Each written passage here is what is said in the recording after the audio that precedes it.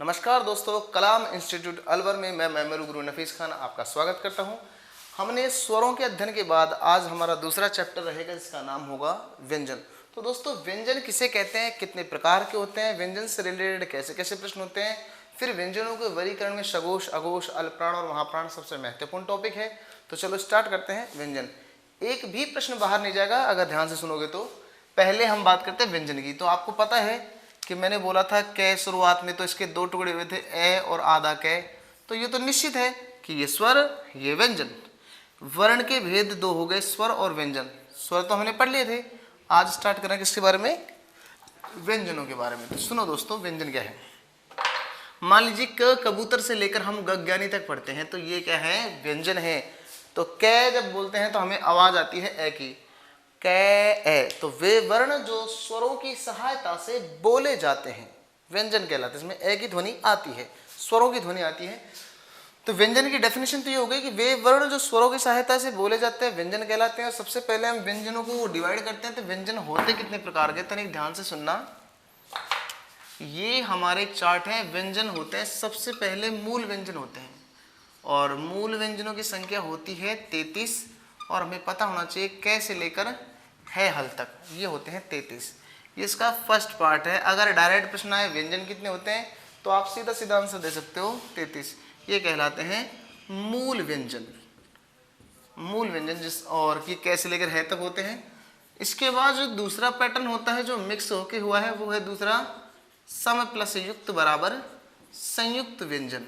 इसके बारे में भी कई बार प्रश्न आ चुके हैं बड़े बड़े लेवल पर। ये दूसरा पार्ट है। और तीसरा होता है, उसे कहते हैं हम विकसित व्यंजन। विकसित व्यंजन ये है इसका थर्ड पार्ट। तो बात करते हैं मूल व्यंजन की और संयुक्त व्यंजन। ये संख्या में होते हैं 4। ये होते हैं क्षय, त्रय, ज्ञ और श्रय। ये होते हैं संयुक्त व्यंजन। संख्या में कितने हो गए, 4 हो गए। रही बात विकसित वर्ण की, ये होते हैं 2। एक तो होते हैं ऋडय और एक होता है ऋडय। इसलिए दोस्तों, अगर प्रश्न आए, यहां से लिख देता हूं थोड़ा सा, अगर प्रश्न आए कि व्यंजन कितने होते हैं, तो आपको सीधा सीधा 33 आंसर देना होगा, जो मूल वर्ण है व्यंजन।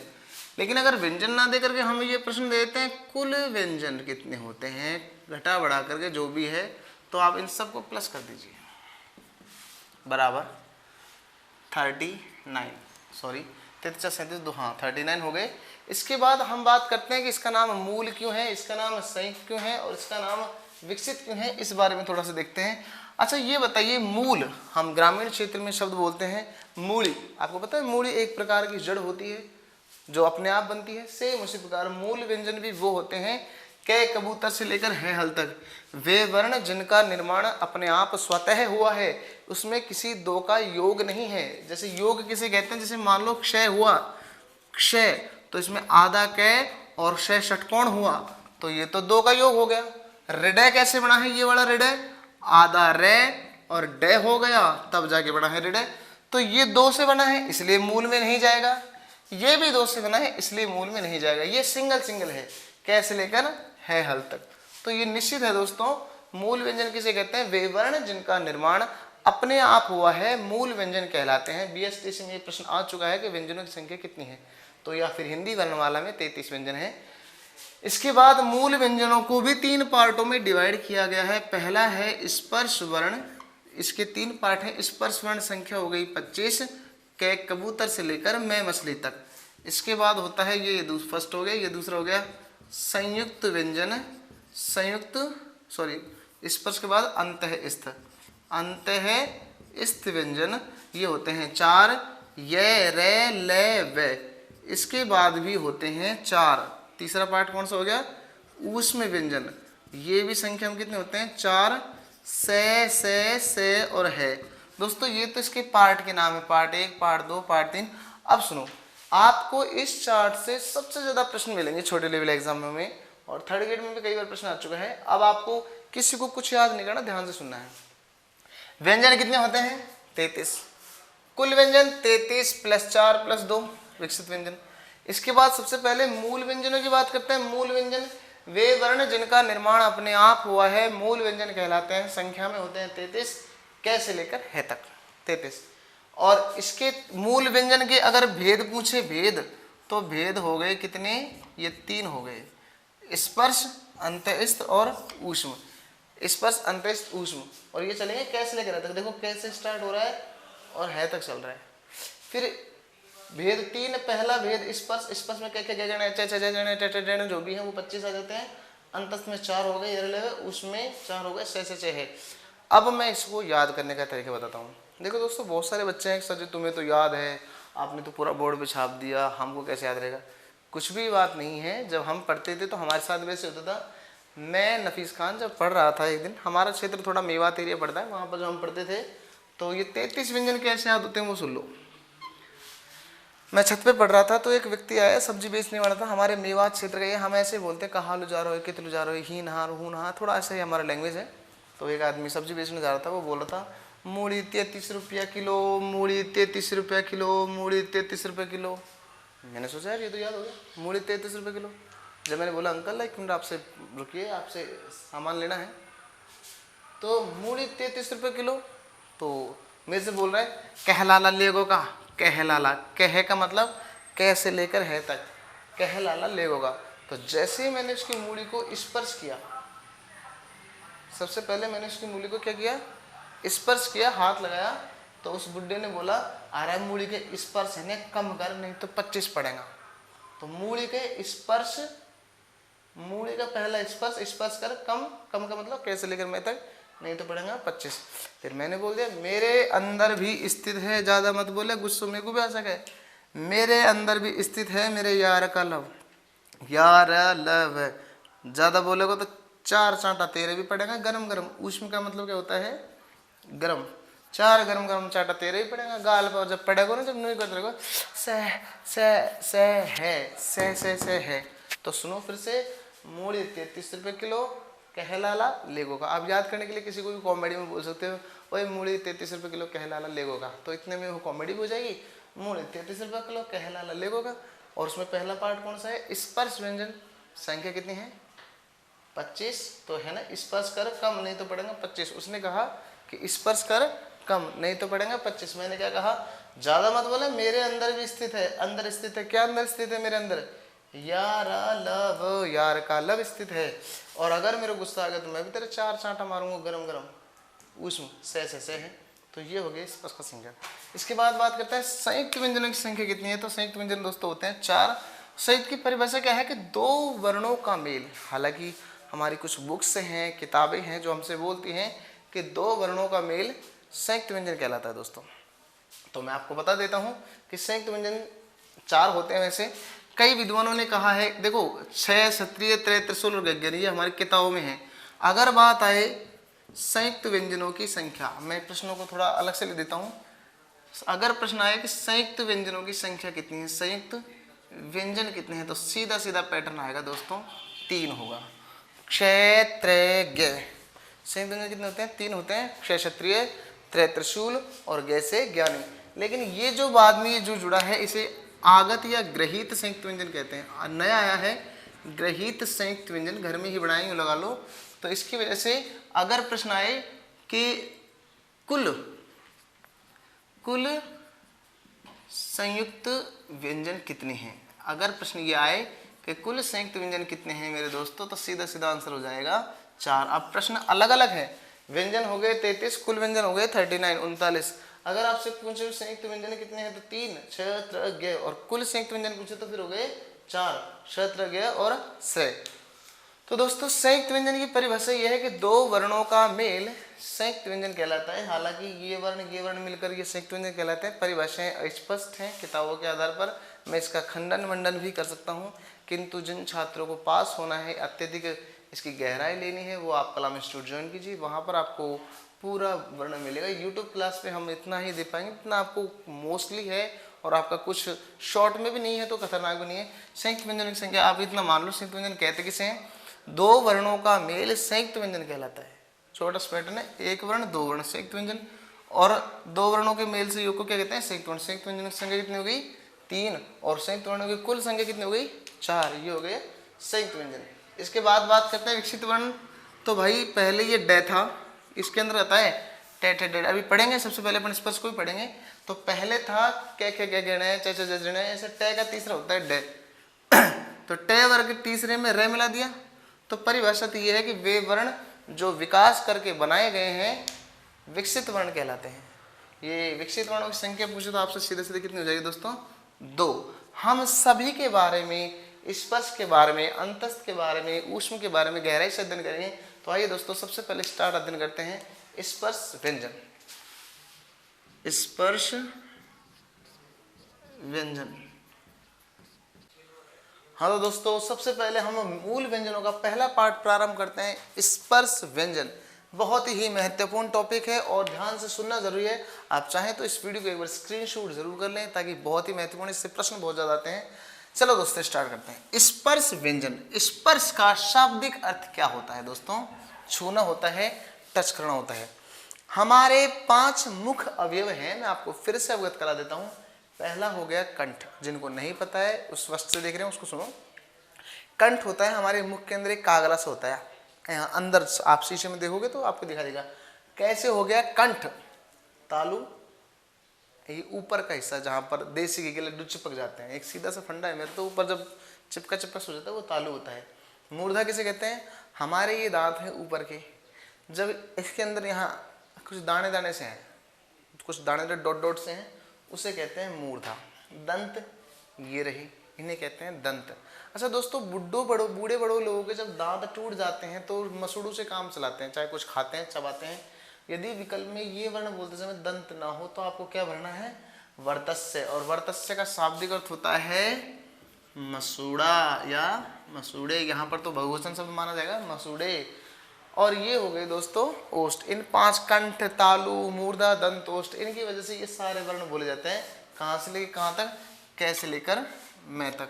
तो चलो दोस्तों थोड़ा डीपली पढ़ते हैं। कंठ ऐसे वर्ण जिनको बोलते समय हमारा जीभ का पिछला हिस्सा कंठ को टच करे। आप ऐसे बोलिए क, ख, ग, घ, तो आपका जीभ का पिछला हिस्सा कंठ को टच करेगा जब आप क बोलोगे।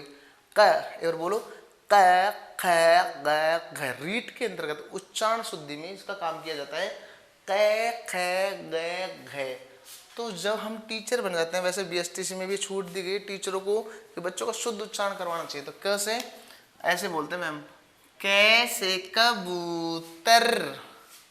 तो कबूतर नहीं बोलना है दोस्तों, कै कबूतर होता है। कैसे खरगोश नहीं होता, गोश नहीं होता, गोश होता है, गोश। वैसे खर का मतलब घास भी होता है और गोश का मतलब चलने वाला, घास पर चलने वाला या खाने वाला, दोनों एक ही हो गए। कै से खरगोश। तो टीचर को ये बोलना चाहिए कै कबूतर खे खरगोश से। वो गाना नहीं सुना? सावन का महीना पवन करे शोर, शोर नहीं बाबा, शोर। तो खे से खरगोश, गे से गाय नहीं गमला, गे गमला। अगर तुम गे से गाय करोगे तो फिर कैसे मैं काबूतर कर दूंगा। आ की मात्रा मतलब गे गमला, घे घड़ी। कई लोग टीचर इसलिए अरे खाली बोलते हैं दोस्तों, उनका दिमाग खराब हो, खाली नहीं होता, इसे बोलते हैं अंग। क्यों बोलते हैं अंग, मैं इस वीडियो में ही आपको सिद्ध करके बता दूंगा। लेकिन ये अणे खाली नहीं है, इसे बोलते हैं अंग। और अंग भी ये वाला, कई बार कुछ टीचर अंग ऐसे बोलते हैं, अंग नहीं। इस अंग में और इस अंग में अंतर है दोस्तों। ये तो है अंग, अंग। अंग का मतलब अवयव, हिस्सा, घटक, तत्व, प्रकार, ये हो सकते हैं। लेकिन ये जो अंग है ये गए अंदर ही रह जाएगा, अंग अंग। एक तो है अंग, अंग, तो ये अंग है। कै कबूतर, खे खरगोश, घे गमला, घे घड़ी, अंग। च से चम्मच, छ से छतरी। रीट वाले खास तौर से ध्यान से सुन लो, बीएसटीसी फर्स्ट लेवल। 6 छाता नहीं, 6 छतरी, क्योंकि आपके लगेगा एनसीएफ 2005, राष्ट्रीय पाठ्यचर्या अभिक्रम 2005, पढ़ाना कैसे बोलना कैसे, और आरटी की 2000 धारा 2009। एक चीज को ध्यान से सुनना, 6 चम्मच, 6 छतरी, जैसे जहाज, जैसे झंडा। और ये है अन्न, अणे नहीं अन्न। अभी सिद्ध कर दूंगा। टे टमाटर, हालांकि एक टीचर मैंने देखा वो बोलता है टे से टमाटर, टमाटर नहीं, टे टमाटर। टे टमाटर, ठे ठटेरा। अच्छा मान लो बीएसटीसी लेवल फर्स्ट के टीचर आप सेलेक्ट होते हो और जब आप पढ़ाते हो तो आपको इंस्पेक्टर महोदय चेक करने के लिए आते हैं, आप बच्चों को पढ़ाते हो ठे से ठटेरा। और बड़े बड़े अधिकारी जब आपसे ये पूछ ले बच्चों को आप ठटेरा पढ़ा रहे हो, ठठेरे का अर्थ क्या होता है? तो ये ध्यान रखना, ठठेरे का मतलब धातुओं के बर्तन बनाने वाला होता है ठठेरा, और जो कसेरा होता है उन बर्तनों को बेचने वाला होता है। धातुओं के बर्तन बनाने वाला, केवल ये मत बोल देना बर्तन बनाने वाला, बर्तन तो मिट्टी के भी होते हैं जो कुम्हार बनाता है, नहीं। ठे ठठेरा, डे से डलिया भी बोल सकते हैं, और अगर आप प्रस्थान भेद करना चाहो तो डे से डमरू भी बोल सकते हैं, लेकिन डमरू के नीचे बिंदी मत लगा देना, वो विकसित वर्ण हो जाएगा। डे डमरू, ढे ढक्कन, ये है अणे खाली। तो दोस्तों टे टमाटर, ठे ठठेरा, डे डलिया, ढे ढक्कन, अणे खाली, ठीक है। ते तरबूज, थे से थर्मस करोगे, मुझे पता है कुछ बच्चे थर्मस बोल रहे हैं, थर्मस नहीं होता दोस्तों, थे से थन होता है, क्योंकि एनसीएफ 2005 में ये कहा गया है, राष्ट्रीय पाठ्यचर्या विक्रम के छात्रों का जो सिलेबस हो, कक्षा के स्तर के अनुकूल हो, शिक्षक योग्यताएं, शिक्षक जो टीचर सेलेक्ट हो रहा है वो अपनी भाषा शिक्षण में अध्ययन कराए। मान लो मैं अंग्रेजी का टीचर होता तो ये थोड़ी बोलता है ए फॉर अनार, बी फॉर बकरी, नहीं बोल सकता ए फॉर अनार, बी फॉर बकरी, नहीं। अगर मैं इंग्लिश का टीचर हूँ तो इंग्लिश के वर्ड ही बोलूँगा, A for apple, B for ball. Same इसी प्रकार हिंदी का टीचर हूँ तो तैसे तरबूज, तैसे थन बोलना चाहिए, थर्मस नहीं। थर्मस अंग्रेजी का वर्ड है। तै तरबूज, थे थन, दे दवात, दे से धनुष, नै से नल, पे पतंग, फे फल, बै से बकरी, भै से भालू नहीं, भट्टी भी नहीं, भै से भगत कहो, भवन कहो, भगवान कहो, और मैं से मछली कहो। ये तो इनका उच्चारण है। अब आपको बता देता हूँ कि क्या क्या चीज़ इसके अंतर्गत आती हैं। तो दोस्तों सबसे महत्वपूर्ण बात यह है कि मैं मान लो ये लिख रहा हूँ शंकर, और एक लिखता हूँ संजय, शुद्ध वर्तनी की दृष्टि से एकदम शुद्ध है। अगर आप शंकर ऐसे लिखते हो तो निस्संदेह गलत है दोस्तों, ये वर्तनी शुद्धि से नहीं माना जाएगा। हालांकि कुछ किताबों ने, ऑथेंटिक किताबों ने लिख रखा है, लेकिन संधि के शुद्ध टॉपिक की वजह से शम प्लस कर को अगर हम जोड़े, संधि में सिखाया जाए खैर आपको, तो ये शुद्ध है। संजय भी शुद्ध ये है। अगर आप संजय ऐसे लिखते हो तो निसंदेह वो भी गलत माना जाएगा, तुलनात्मक अध्ययन में ये सही माना जाएगा। और एक होता है क्षण मातुर। अब दोस्तों ये है अंग, से अंग, से अंकर, शंकर, अंग को बोलो से अंकर, शंकर। अगर मान लो जो टीचर ये कहते हैं अण खाली है, तो ये क्या होता है? से अणकर, फिर तो सणकर, गलत हो जाता ना। तो ये से अंकर, शंकर है ये।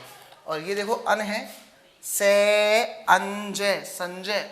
आप इसे, अगर ये अण खाली होता है, ये अण खाली, तो होता ओ सणजय, सणजय तो गलत होगा ना, संजय से ये ठीक है। शय अण मातुर, क्षण मातुर। तो दोस्तों ये निश्चित है, ये अंग है, ये अन है। जो भी टीचर आपके बच्चों को गलत पढ़ा रहे हैं, थोड़ा सा उन पे ध्यान दीजिए। बच्चों को भी बच्चों से पूछिए, ये अंग है, ये अन है, तो थोड़ा डिफरेंट पड़ेगा। खैर आगे चलते हैं। तो ये अंग हो गया, ये अन हो गया। ये तो फिर भी आपके उच्चारण संबंधी दोष हुए। एजुकेशन लेवल अब बात करते हैं आगे।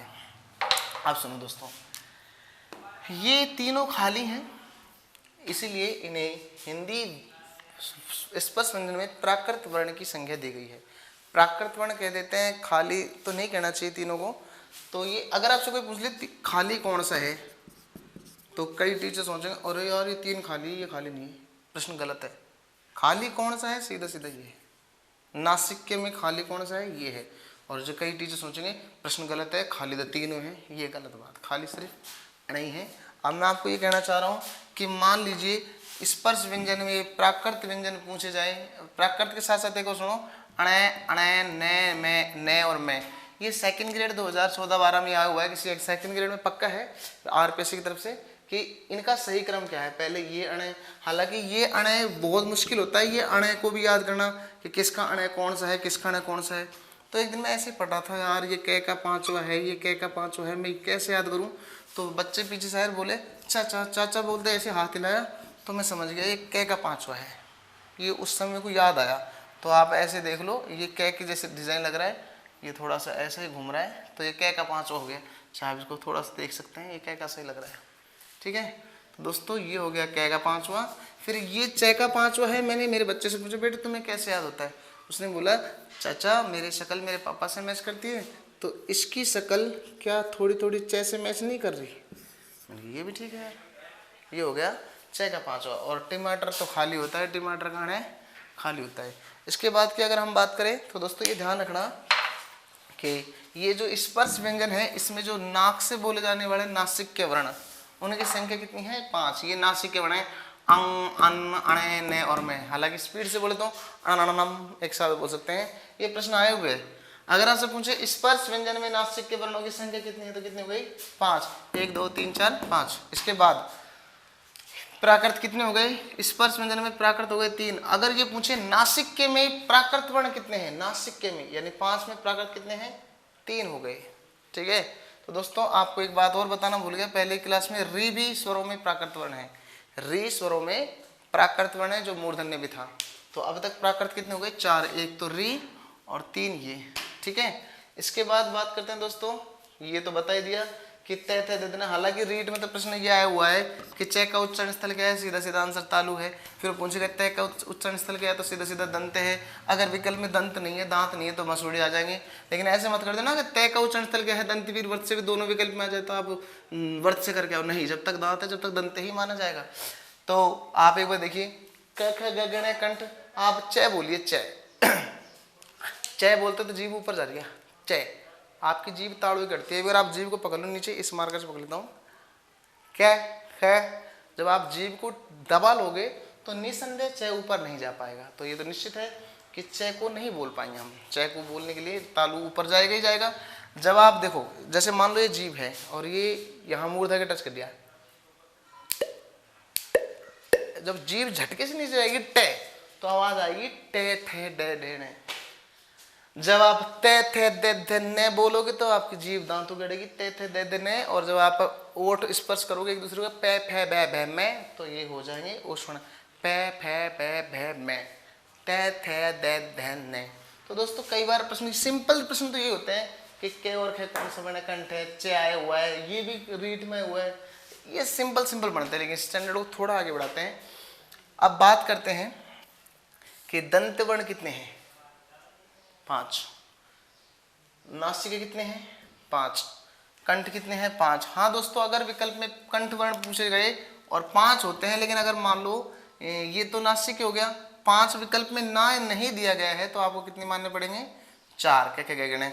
अगर वो पूछता है स्पर्श व्यंजन कितने हैं 25 होते हैं, लेकिन कई लोग आने खाली को नहीं मानते तो विकल्प में कितने मान लेते हैं 24 भी मान लेते हैं। वो तो प्रश्न की प्राथमिकता के तौर पर डिपेंड करता है कि प्रश्न क्या है। कभी कभी ये आने खाली को ना मानकर इनसे रिलेटेड प्रश्न दे देता है, वो कोई बड़ी बात नहीं है। किंतु अब आप बात करते हैं ये नासिक के हो गए। स्पर्श व्यंजन टोटल 25। 1 2 3 4 5 दाएं से बाएं 5। 1 2 3 4 5 ऊपर से नीचे 5। जब दाएं से बाएं ऊपर से नीचे बराबर संख्या होती है तो इसे कहते हैं वर्गीय व्यंजन, क्योंकि ये हो गए 5 का स्क्वायर, तो ये हो गए वर्गीय व्यंजन। आपसे ये भी पूछ सकता है स्पर्श व्यंजन कितने हैं 25। अगर ये विकल्प में ना हो, प्रश्न दूसरा आ जाए वर्गीय व्यंजन कितने हैं, तो वर्गीय व्यंजन भी कितने हो गए दोस्तों 25। ये स्पर्श व्यंजन का दूसरा नाम है। खैर, स्पर्श व्यंजन 25, वर्गीय व्यंजन 25, नासिक के 5, स्पर्श व्यंजन में प्राकृत कितने हो गए 3। और ये क्या है दोस्तों, अब जैसे थकावट फील होती है, आप ज़्यादा देर तक सीढ़ियाँ चढ़ते हो, ज़्यादा देर तक बोलते हो, तो आपको थोड़ा सा जब इसमें मुंह कम खुलता है, च इतना सा खुलता है शायद 1 सेंटीमीटर, च और सांस से ही ज़्यादा, तो च छ ज थोड़ी फील होता है। नहीं तो पै फै बै भै मैं, क्योंकि हवा पै एक अंगल खुल रही है, खूब हवा बाहर आ रही है, लेकिन च में मुंह कम खुलता है और हवा अंदर से ज़्यादा चाहिए तो उसको प्रेशर खोलना पड़ता है, थोड़ा संघर्ष करना पड़ता है। इसीलिए ये हो गए संघर्षी। और टॉपिक चल रहा है स्पर्श, इसलिए इन वर्णों का नाम हो गया स्पर्श संघर्षी। हालांकि मैं अपने कंपटीशन लाइफ में इतने अनुभव के साथ ये क्वेश्चन कह सकता हूँ कि एक बार प्रश्न पूछा गया था स्पर्श संघर्षी कितने हैं, तो आंसर 4 माना गया है। एक बार ये पूछा कि स्पर्श संघर्ष कितने हैं, आंसर उसमें उस एग्जाम में 5 भी माना गया है। तो दोस्तों ये ध्यान रखना, स्पर्श संघर्षी व्यंजन की प्रश्न संख्या है तो पहले 5 ही मानना है, 5 विकल्प ना हो तो 4 मानना है। ऐसा कई बार आपको मतभेद भी मिलेगा, निस्संदेह मिलेगा। कई टीचर अपने अपने झोंकते हैं, शायद मैं भी अपने झोंक रहा हूँ, लेकिन मैं कॉम्पिटिशन क्लासेस को देखते हुए बात कर रहा हूँ। स्पर्श संघर्षी 5, आने खाली घटा देना, विकल्प वाला खुद ही नहीं देगा, अगर देगा तो फिर आपको करना पड़ेगा, क्योंकि जने के अकुर हा विसर्जना लाइन आपने पढ़ी होगी, तो निश्चित है स्पर्श संघर्षी हो गए। अब मान लीजिए मैं दोस्तों आपसे प्रश्न पूछता हूँ, थोड़ा ध्यान सुनना। पहला प्रश्न कि स्पर्श व्यंजन के अंतर्गत यदि मैं नासिक के वर्ण हटा दूं, 25 व्यंजनों में से मैंने नासिक के हटा दिए तो कितने बचे दोस्तों? 4। भाई स्पर्श व्यंजन में से नासिक हटा दिए 25, 5 हटा दिए तो 20 बचे ना। 4 1 2 3 4, 4 चुके 16, नहीं यार 1 2 3 4 5 6 7 8 9 10 11 और 4 5 20 बचे। तो दोस्तों सुनो, स्पर्श व्यंजन में यदि नासिक के वर्ण हटा दिए जाए तो कितने बचे? 20। सावधान, ऐसे प्रश्न पेपर में नहीं आते हैं, लेकिन आपके माइंड को शार्प करने के लिए मैं आपसे प्रश्न बता रहा हूँ। प्रश्न नंबर 1, स्पर्श व्यंजन में यानी 25 में नासिक हटा दिए तो कितने बचे? 20। अगर मैं ये प्रश्न रखना चाहूँ कि स्पर्श व्यंजन में मैं स्पर्श संघर्षी वाली लाइन हटा दूँ, स्पर्श व्यंजन 25 के 25 में मैं स्पर्श संघर्षी वाली पूरी लाइन को, ग्रुप को डिलीट कर देता हूँ, तो भी कितने बचे? 20। अगर मैं ये प्रश्न पूछता हूँ कि स्पर्श व्यंजन में प्राकृत वर्ण हटा दो, स्पर्श 25 में प्राकृत हटा दो, नासिक के कितने बचे? तो नासिक के तो 2 ही बचे। इसलिए मैं यहाँ पर 4 प्रश्न लिख रहा हूँ, आपको कमेंट्स बॉक्स में इनके आंसर, क्वेश्चन जैसे मैं क्वेश्चन ए, क्वेश्चन बी, क्वेश्चन सी, क्वेश्चन डी ऐसे लिख रहा हूँ, तो आपको कमेंट्स में लिखना होगा ए का आंसर ये, बी का आंसर ये, सी का आंसर ये, डी का आंसर ये। मैं देखना चाहता हूँ मेरे कितने छात्र मेरी क्लास को ध्यान से पढ़ रहे हैं। हम उसी प्रकार से और भी आगे मेहनत कर जाएंगे। इस क्लास के साथ, इस टॉपिक के साथ हमारे वीडियो समाप्त हो जाएगा। नेक्स्ट अंतस्थ और उसमें की क्लास हमारी कल चलेगी। तो प्रश्न सुन लो दोस्तों, आपको जवाब देना है। स्पर्श व्यंजन में लिख लीजिए आप, स्पर्श व्यंजन में नासिक के हटा दें तो, स्पर्श व्यंजन में नासिक के हटा दें तो वर्त से वर्ण कितने? आंसर में आपको संख्या में बताने हैं। ये फर्स्ट प्रश्न रहेगा दोस्तों। दूसरा प्रश्न अगर मैं ये रख देता हूं, ऐसे कितने वर्ण हैं, ऐसे कितने वर्ण हैं जो प्राकृत, नासिक्य व खाली तीनों हैं। इसे मैं तीनों हैं, हिंदी में इसे हर्बर्टीय शिक्षण विधि के कहते हैं। इसे हर्बर्ट का क्षैतिज सिद्धांत कहते हैं। क्षैतिज का मतलब एक विषय से दूसरे विषय में जाना। अगर मैं विषय को लंबा खींचता हूँ तो हर्बर्ट का लंबे सिद्धांत, जैसे संधि पढ़ा रहा हूँ, संधि में समास ले गया, समास के बाद हम प्रत्युपसर्ग को उसी टॉपिक पर ले गए, तो उसे लंबा करना कहते हैं हर्बर्ट का लंबे सिद्धांत। और अगर मैं उसी टॉपिक को, सब्जेक्ट को दूसरे सब्जेक्ट से जोड़ता हूँ तो उसे कहते हैं हर्बर्ट का क्षैतिज सिद्धांत। तो मैं हिंदी को रीजनिंग में कनेक्ट कर रहा हूँ, आपको आंसर देने होंगे। ऐसे कितने वर्ण हैं जो प्राकृत, नासिक व खाली तीनों हैं? ये दूसरा प्रश्न है। और तीसरा प्रश्न मेरे दोस्तों ये है,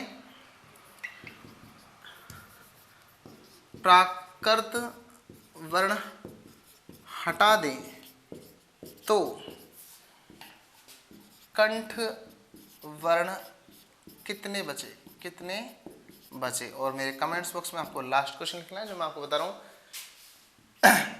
स्पर्श संघर्षी वर्ण हटा दिए जाएं तो, स्पर्श संघर्षी वर्ण हटा दिए जाएं तो प्राकृत नासिक्य कितने बचे? प्राकृत नासिक्य कितने? मेरे दोस्तों आपको आंसर कमेंट्स बॉक्स पे ए का आंसर ये, बी का आंसर ये, सी का आंसर ये, डी का आंसर ये आपको लिखना होगा। आज के लिए हमारा ये वीडियो यही रहेगा। स्पर्श व्यंजन के बाद हम पढ़ेंगे ऊष्म व्यंजन और अंतस्थ व्यंजन। आज के लिए इतना ही काफ़ी है। धन्यवाद।